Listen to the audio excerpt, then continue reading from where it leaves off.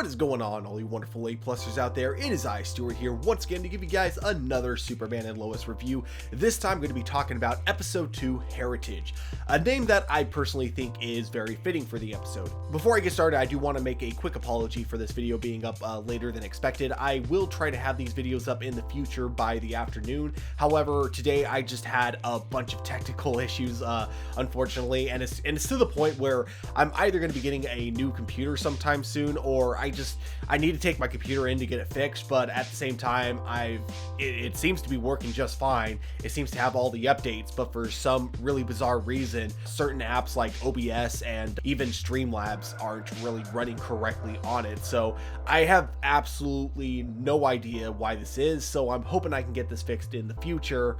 But now that I've delayed this intro as long as I can, let's get into this episode. So the first thing I want to kind of bring up is the plot revolving around Clark and Jordan Kent, because the episode starts basically with both Clark Kent and Lois Lane not being comfortable with the idea of Jordan Kent going to school, especially because at this point they don't know exactly what powers of Superman that he has, and Jordan himself doesn't even really know how to control it.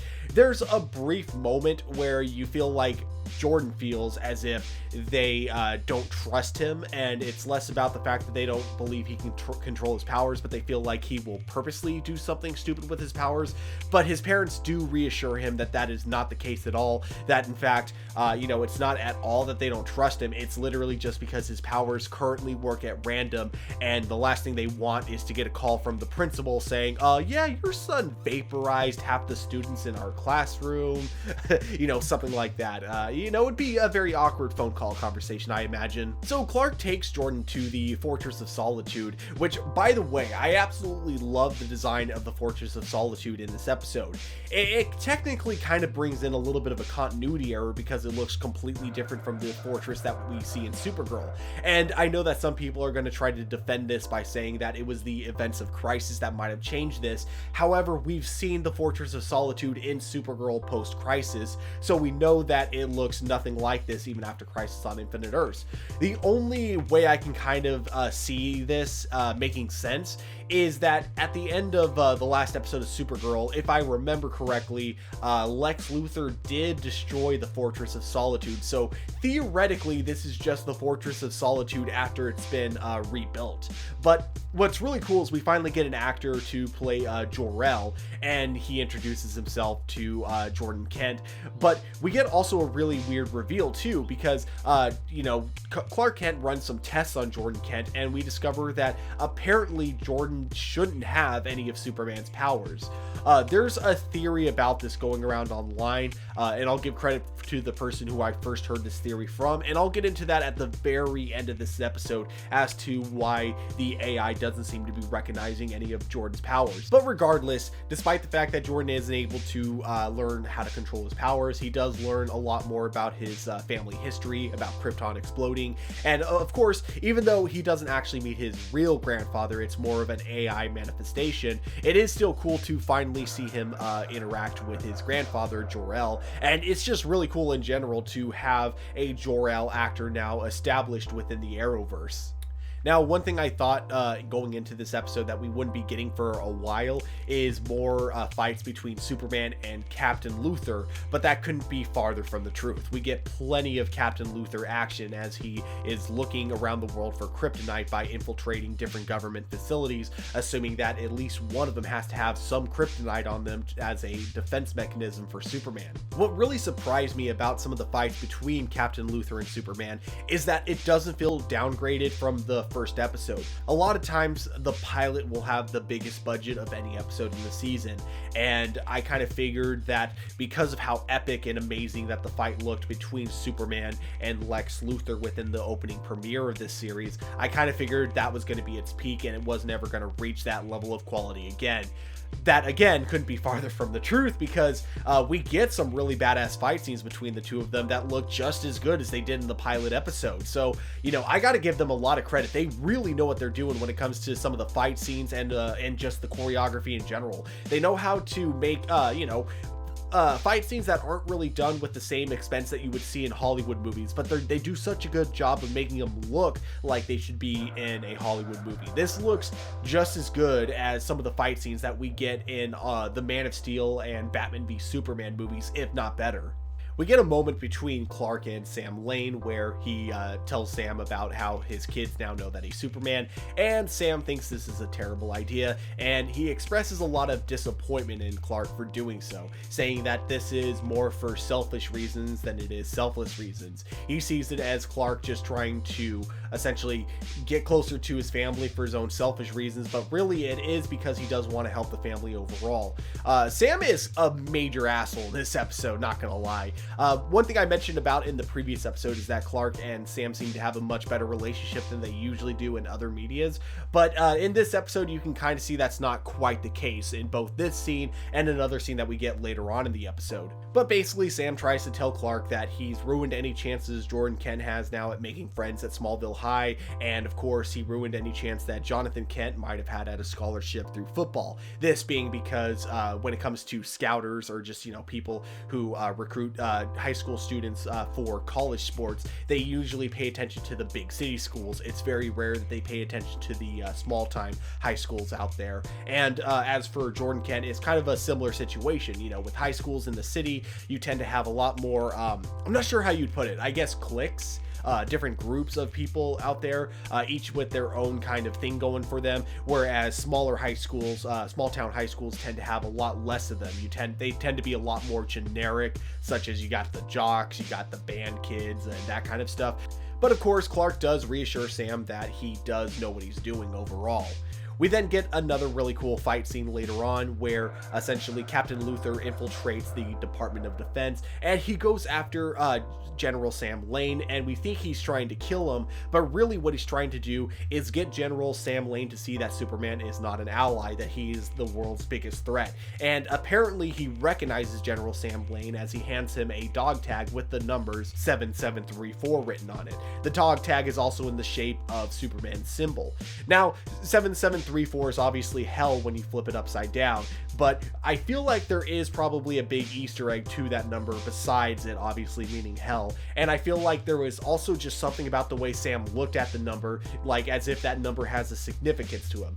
I'm not sure how big numbers on dog tags usually are, but from what I understand, they're usually not just, you know, a 4-digit number. Like it's usually way bigger than that. So I am curious if that had to do with Sam's dog tag, or if maybe it's actually very much more significant number that maybe relates to a project that he had been working on, like such as a project that could be a contingency plan for if Superman ever went rogue, which would make a lot of sense due to what happens in the next scene. Essentially, Superman defeats Captain Luthor finally, but he finds out that the suit was actually operating on its own, and Captain Luthor was operating the suit from a distance, and he's nowhere near inside the suit. This also means that Captain Luthor now no longer has a ship because he blew it up earlier in the episode, and he also has no suit anymore as well. So it is going to be kind of interesting because now going forward he has to kind of rebuild his suit from scratch, and same with when it comes to finding the kryptonite that he's after. We then get a scene between Clark and Sam where Sam reveals to Clark that he's had a bunch of kryptonite hidden within the Department of Defense this whole time. Clark is very upset about this, and this is kind of one nitpick I do have about this, and this is kind of the same problem I've had with Supergirl. I really get annoyed with how Superman and Supergirl tend to get super defensive whenever it comes to finding out that people they know have kryptonite. Because it'd be one thing if they were the only Kryptonians that existed on the planet, but we've seen several examples now of evil Kryptonians also existing throughout this planet. And we know that, you know, an invasion from evil Kryptonians is not that far-fetched, so them having kryptonite does kind of make sense. Plus, we've also seen examples of both of them going rogue at one point or another. Now, not like rogue as in they both like decide, oh, screw the Earth, we're going to destroy it now, but rogue as in there are metas out there that can mind control different Kryptonians. So what happens if a meta like, you know, Maxwell Lord, for example, gets a hold of Superman like he did in the comic books, and he decides to have Superman go rogue? Eventually you kind of have no other choice but to rely on kryptonite to stop him. So it does kind of annoy me with how how much of an over exaggeration Superman has when he expresses disappointment towards Sam. But at the same time, I do kind of get one thing that upset him about it was just kind of the fact that Sam never told him about it. I do feel like the conversation would have gone down completely different if Sam had told him that he had the kryptonite there to begin with, but the fact that he didn't, you can see, is a real disappointment for Superman to hear. We then get the very next scene with Captain Luthor, where it reveals his full-on backstory, or maybe not full backstory, because there are a few things that are kind of missing, but we do get a general idea of why it is that he hates Superman and why he's trying to take him down. We get a flashback of him on his Earth, where we see him and General Sam Lane are fighting an army that clearly has more advanced tech. We don't really see the army itself, but we see that they are shooting laser guns at them while they're just shooting regular assault weapons. But then they get an attack from behind, and that attack is none other than Superman himself, wearing the black suit that we saw him wearing in Elseworlds. Superman essentially kills everyone in the trench except for Captain Luthor, and he does it in a way very similar to Captain Homelander from The Boys Season 2. The way that Captain Homelander imagined himself doing it during the scene where he was in front of a really big crowd. It was very similar to that, except for he just kind of lines his laser beams up against all the troops firing at him and just takes them all down one by one, cutting him in half. But of course, this is a TV 14 instead of TVMA, so it's not quite as graphic as it was in The Boys, but it's kind of that same premise. So now that I've talked about the Lex Luthor and Superman stuff, I'm going to talk about one thing that I wasn't really the biggest fan of in this episode, and that was Jonathan Kent's story in the episode. To me, I had an issue with how they directed a lot of the high school scenes, because those felt very cliche. And I mean, the first thing I kind of want to say is that it felt too much like a CW show, but that's actually kind of an insult to CW shows in a way, because I do feel like shows like Smallville and Buffy the Vampire Slayer have handled high school situations a lot better than this. Now, the reason it's not a huge complaint for me, at least not yet, is because I did have a similar feeling towards this when I watched the first episode of Stargirl. To me, the first episode of Stargirl really felt overly cliche when it came to the high school bullies and the just overall vibe of the high school that she was going for, but that immediately changed after the next, like, I want to say 2 or 3 episodes into the series. So I feel like the same thing might be happening here with Superman and Lois. Like, they want you to think that all these bullies that we are introduced to in this first episode are very one-dimensional with no actual character to them, but then they're probably going to slap you on the face when you get some more backstory to them and you do learn a lot more about these characters. Now, Sean is kind of the biggest example, as he's the boyfriend of Sarah Cushing, and you kind of wonder throughout the entire episode why it is that she's even dating him when he's such an asshole. But of course, she reveals that, oh, but he's actually really sweet. And depending on where they take this storyline, it could end up leading somewhere really good, or it could be very problematic. It could lead to kind of the anime cliche of, girls are just too dumb to recognize when a guy is an asshole. And I think that's kind of a very dated way of telling stories nowadays. I think that nowadays it's really bad when your only like female character who's the same age as Jordan and Jonathan Kent is too dumb to know when her boyfriend is kind of an asshole. But at the same time, these CW shows do tend to kind of show you one thing, but then reveal something else as time goes on. Again, very similar to Stargirl, how we got it with kind of the bullies in that show seeming very two-dimensional at first, but then we kind of get a little bit more about them later on, and they either have a really cool redemption storyline, or we realize that the reason they're two-dimensional bullies is because they're literal supervillains. So I don't think they're going to be going the supervillain route with the football players that we see in this show, but I do think they are going to go like more of a route of I'd say a more relatable route, like in the sense of maybe none of them are actually that bad, but they do have a hard attitude. They have a bad attitude issue, maybe because of problems that happened at home with their parents, or just because it could have just been one big misunderstanding. I don't know. Currently, I'm not the biggest fan of it, but I feel like it could change and grow on me later on. The big thing that I wasn't a big fan of, however, when it came to the high school stuff, was the actual football scene where we get Jonathan trying to practice with the team, but very much not being as good as he expected. The biggest issue is that you have the team essentially sabotaging him every time he's trying to show what he can do. You have him doing a run play, but then the linebacker runs into him rather than tries to get the ball from him. But then you get another play where the offensive tackle on the quarterback's blind side doesn't block for him, so Jonathan Kent gets tackled immediately.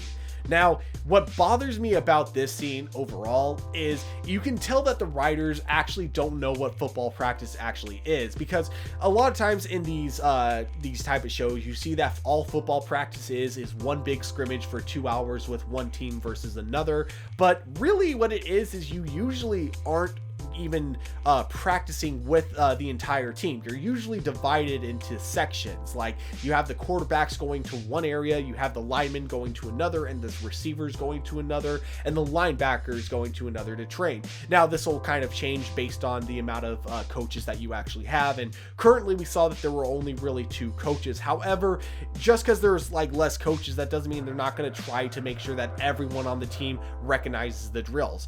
You get a scene where Jonathan is trying to ask the coach if he can show him what he has, and the coach is like, no, I'm more interested in you learning those plays. And no coach would ever do that. Like, every coach wants every player to be as good as they can be. So, you know, every coach is going to run drills with a new quarterback. It's not because he's new, it's not because they have a better quarterback, it's because they need to actually see what this guy can do first. And they're not going to do it by throwing him in a game and having him run plays that he's never run before. He's going to first make sure that he knows the technique when it comes to throwing the ball. To me, that whole scene was just really badly written, and it was just kind of an excuse for them to show Jonathan's school life not going as easy as it would have if he stuck with Metropolis.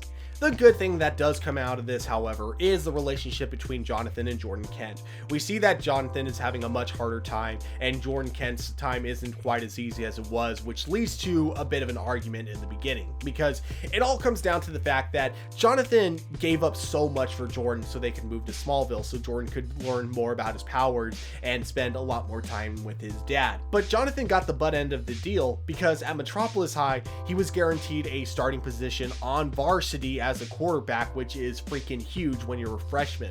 There's also the fact that, you know, like I kind of mentioned earlier with the conversation between Sam and Clark, he definitely would have had a lot more scholarship opportunities if he had stuck with Metropolis High, because again, those are the kind of places that scouters look for when it comes to trying to recruit people for college football. So that opportunity has been taken away, and he did all this for Jordan. So when Jordan returns from the Fortress of Solitude and realizes that there's nothing special about him, you get a moment where Jonathan absolutely loses it with Jordan. Like, I gave this all up for you, and you know, you've just been acting like a complete bitch this entire time ever since we got here.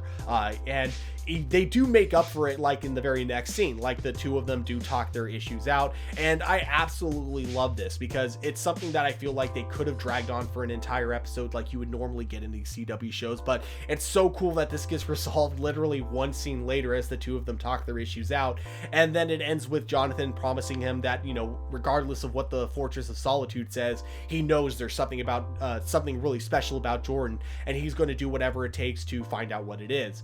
The theory I wanted to bring up that I mentioned earlier, this comes from Erickson Reloaded, when he mentions that he believes that the way their powers might work is that they have to be together for them to manifest. So that would be why the Fortress of Solitude didn't recognize Jordan's powers when he got tested when he and his dad went there. And it would also probably explain why, even though he had the team sabotaging Jonathan as well, why Jonathan wasn't able to necessarily overcome that obstacle. It could have been the fact that his skills are probably not as good when Jordan's not around. There's evidence to this by the fact that we get a scene where we see Jonathan trying to throw the ball the same way he did as a kid, but he's not doing quite as good when he throws it against the tire. And then right afterwards, we get both Jordan Kent and Clark Kent coming into the field, and we don't see him throwing the ball after that. Plus, you then get a scene at the very beginning that I forgot to bring up, where Jonathan mentions that this is his first time going to school without Jordan. So it could just be this whole thing where they never realized it until now, but maybe Jordan and Jonathan, when they're together, have these special powers, but not when they're separate. You know, it'd be kind of like the speedsters from the TV show Teen Titans. How the two of them are super fast, but only when the two of them are, you know, touching each other. So it could be something similar to that. Like the two of them have their powers, but only when they're in a certain close radius to each other. Again, this theory comes from Erickson Reloaded, and I think it's a really good theory, but only time will tell whether or not that plays out. The last thing I want to talk about is, of course, the Lois storyline, because to me, that was probably the best written stuff in the entire episode. We have Lois attending a city council meeting with Morgan Edge, of course, being there, and him promising all these jobs coming to Smallville.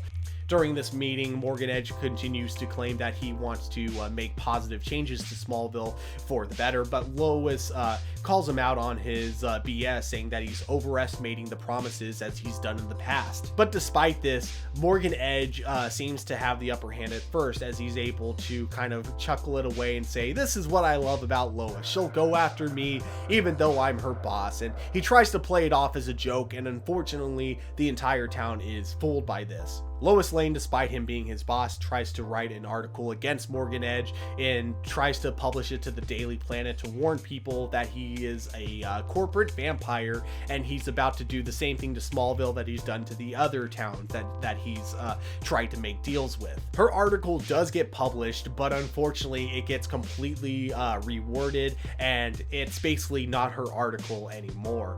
This leads to Lois Lane's most badass moment in the episode, where she marches straight towards Morgan Edge and hands him a letter of resignation, and as he asks her what it is, she says, "It's the best thing I've written ever since you've taken over the Daily Planet." What I really love is that this whole time we're looking at the envelope, we're looking and it looks slightly thick, you know, from our point of view. So we're expecting it to be like a 3 or 4 page essay telling him, "Oh yeah, you know, this is all the damage that you've done to the Daily Planet," something like that. Or it might even be the article that she originally wrote about him. But no, it's literally just 2 words: "I quit." It was such a great moment. So she ends up quitting the Daily Planet and working for the Smallville Gazette, I believe that's what it was called, which is just a small local newspaper in Smallville. A newspaper that is so small, there is literally only one person running it. So Lois Lane joins her in order to help bring the, you know, small newspaper up to business and also warn people about Morgan Edge.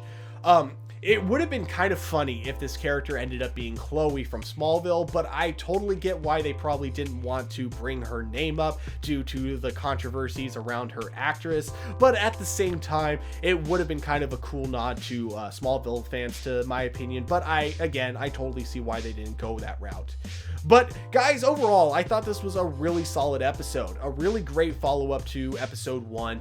And while I did have a few of the problems when it came to the high school side of things, I don't want to jump to conclusions yet with any of that, because again, I thought the same thing when watching the first episode of Stargirl. So I do think that there is room for improvement when it comes to this kind of thing. So I'm not going to jump to conclusions yet. My opinion on the high school side of things may change as the show goes on, but we'll have to wait and see. But guys, at the end of the day, these are just my A+ opinions.